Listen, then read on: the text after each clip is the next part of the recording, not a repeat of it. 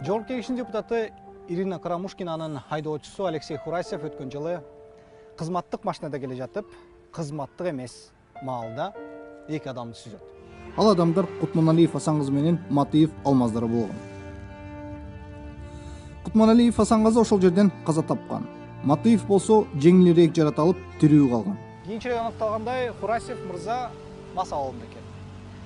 Айдоочу токтоп калып жардам бербестен машинасын айдап алмайдан качып кетет. Бир аз өтпөй майы кызматкерлери аны кармап текшере келгенде ал мас абалында экени аныкталган.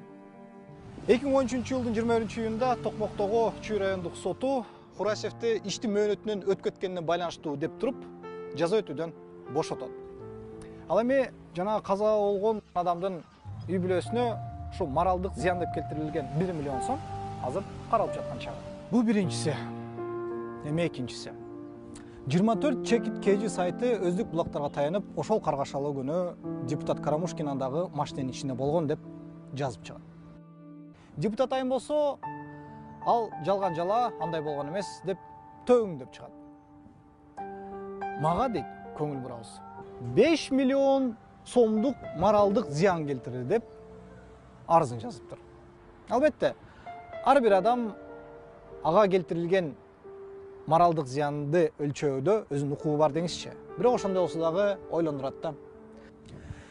Бизге ойлонуп калабыз го, көп суроо берипчи. Биз деги кандай заманда жашап жатабыз? Бул деги кандай заман болду өзү депчи.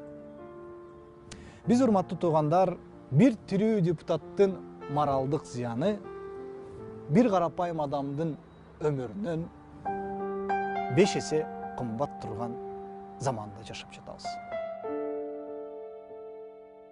Я еще раз проясняю следующее, что 5 миллионов моральный вред принесен не только мне, а 5 миллионам граждан Кыргызстана, кто пользуется сайтом 24KG и получает недостоверную информацию, и они никак не могут за себя постоять. Вот я вот такую сумму взяла. Nein, das gab es nicht. Also Жок, менин эсимде Германияда бир дагы мындай учур болгон эмес. Соо келе жатып сүзө өлтүрүп алса албетте, ал эми мас келе жатып сүзө турган болсо, бул эми баягы айтмакчы эч бир суроосуз эле коомдук статусуна карабастан түзүнөн эле түрмөгө кетчү жок.